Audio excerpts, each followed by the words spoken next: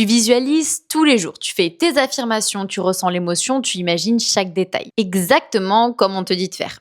Et dans la vie réelle, il n'y a rien qui bouge. Et pendant ce temps, tu as une collègue qui te dit qu'elle aimerait bien voyager et 3 semaines après, elle est à Bali. Et toi, tu visualises depuis 6 mois et toujours rien. Et tu te demandes pourquoi ça marche pour les autres et pas pour moi. Dans cette vidéo, je vais te montrer pourquoi ta manifestation ne se réalise pas. Et non, ce n'est pas parce que tu ne visualises pas assez fort. C'est un problème d'identité. Et tant que tu ne règles pas ça, tu peux visualiser pendant 10 ans, ça ne bougera pas. On va voir 3 choses. Ce que la manifestation n'est pas, le blocage identitaire qui l'empêche et pourquoi certaines femmes manifestent en quelques jours quand toi, tu attends depuis des mois.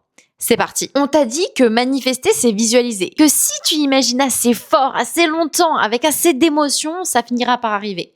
Et c'est incomplet. Et cette incompréhension t'a fait perdre des mois. Parce que la visualisation, c'est un outil, c'est pas le mécanisme. Le mécanisme réel de la manifestation, c'est l'alignement identitaire. Laisse-moi t'expliquer. Quand tu visualises quelque chose, une nouvelle vie, une relation, de l'argent, un projet, tu crées une image mentale.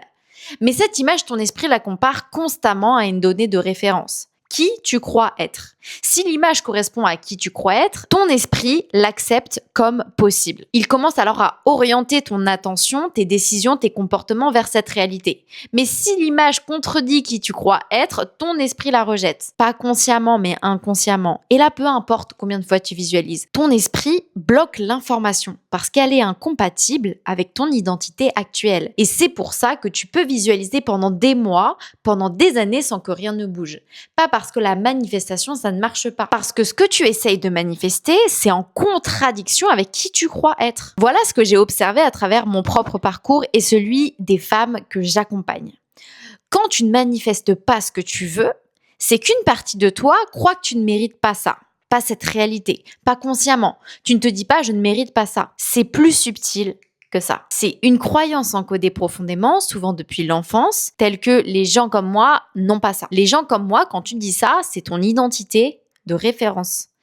Et cette identité-là, elle a des limites invisibles, des plafonds que tu ne vois même pas parce qu'ils sont intégrés à ta perception de ce qui est normal pour toi. Donc quand tu visualises une vie différente, plus d'argent, une relation épanouie, un projet qui marche, tu dépasses ce plafond. Et ton esprit active un mécanisme de protection. Cette réalité n'est pas pour moi. Si j'y vais, je vais échouer, être rejeté, me ridiculiser. Ce mécanisme, il ne s'exprime pas en mots, il s'exprime en action.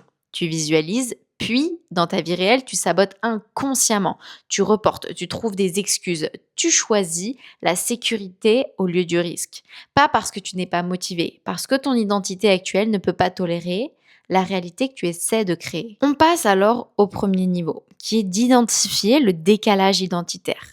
Prends ce que tu essaies de manifester. Imagine que c'est déjà réel. Et maintenant, pose-toi cette question. Qui serais-je si j'avais déjà ça?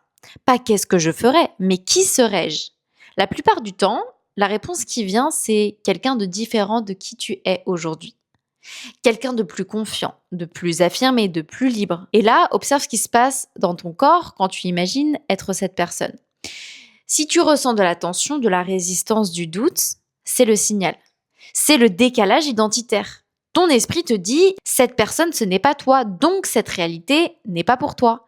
Et tant que ce décalage existe, tu ne manifestes pas parce que tu essaies de créer une réalité pour une identité que tu ne t'autorises pas à avoir. Le deuxième niveau, c'est comprendre pourquoi l'émotion ne suffit pas. On te dit souvent « ressens l'émotion de déjà avoir ce que tu veux ». C'est vrai, mais c'est incomplet. Parce que tu peux ressentir l'émotion pendant ta visualisation et dès que tu ouvres les yeux, revenir à ton identité habituelle. L'émotion dans la visualisation, c'est un état temporaire. L'identité, c'est un état permanent. Donc si pendant 10 minutes, tu ressens l'émotion d'être riche, puis pendant 23h50, tu penses, agis et ressens comme quelqu'un qui ne l'est pas, ton identité dominante, elle gagne. Et ton esprit manifeste en fonction de ton identité dominante, pas de l'émotion temporaire. Et c'est pour ça que les gens qui manifestent rapidement ne sont pas ceux qui visualisent le plus longtemps, ce sont ceux qui incarnent déjà l'identité de la personne qui a ce qu'il veut. Ils ne font pas semblant pendant 10 minutes, ils sont cette personne 24 heures sur 24. 7 jours sur 7. Si ce que je viens de décrire te parle, si tu réussis professionnellement, mais que tu as l'impression de forcer en permanence, que ça t'épuise et que si tu lâches, tout s'effondre, c'est parce que le contrôle et la surperformance sont un mécanisme de protection que tu as appris, pas qui tu es vraiment, et qui t'empêche de te permettre une vie plus épanouie et alignée par peur. J'accompagne un nombre limité de femmes chaque mois à sortir de ce pattern, laisser derrière elles cette identité qui les limite et manifester enfin une vie alignée. Si tu veux qu'on regarde ensemble ce qui te bloque spécifiquement, si tu es prête à franchir ce cap, si tu es prête à te transformer vraiment, réserve un appel de 10 minutes gratuit. Le lien est en description. On passe au troisième niveau. Pourquoi certaines manifestent par hasard et toi non? Tu connais quelqu'un qui a manifesté quelque chose sans même essayer. Elle a dit ce serait cool si patata. Et 3 jours après, c'était déjà là ce qu'elle voulait. Pendant que toi, tu fais tout correctement depuis des mois. Rien. Ce n'est pas de la chance, ce n'est pas qu'elle est plus alignée ou plus spirituelle, mais c'est qu'il n'y avait pas de décalage identitaire pour elle. Ce qu'elle voulait était déjà compatible avec qui elle croyait être. Donc son esprit n'a pas résisté, elle a juste orienté son attention et ses actions vers cette réalité naturellement. Toi, ce que tu veux manifester, c'est incompatible avec ton identité actuelle. Donc ton esprit résiste, il sabote, il te maintient dans une zone de confort identitaire. Donc la question n'est pas comment je visualise mieux, la question c'est quelle croyance sur moi-même m'empêche de m'autoriser cette réalité.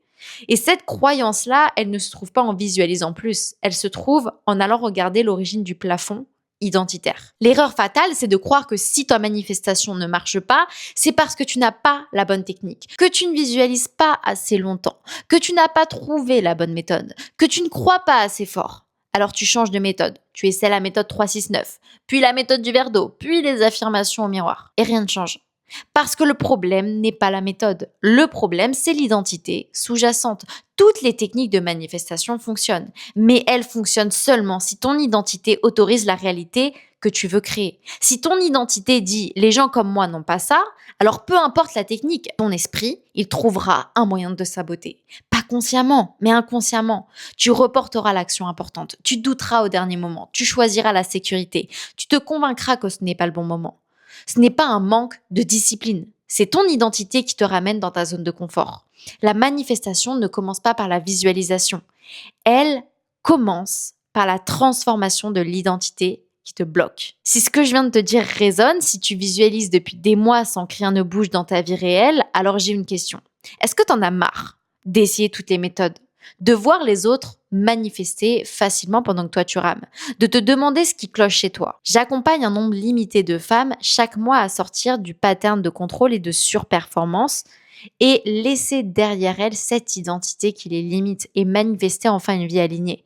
Pas à mieux visualiser, à transformer l'identité qui les empêche de s'autoriser leur vie de rêve. Si tu veux qu'on regarde ensemble ce qui te bloque spécifiquement, si tu es prête à franchir ce cap, si tu es prête à aller chercher ton plus haut potentiel, réserve un appel de 10 minutes gratuit. Le lien, encore une fois, il est dans la description. Et on identifie ton blocage ensemble. Une dernière chose, si ta manifestation ne marche pas, ce n'est pas parce que tu n'es pas assez spirituel, pas assez aligné, pas assez forte. C'est parce qu'une partie de toi croit encore que cette réalité n'est pas pour toi.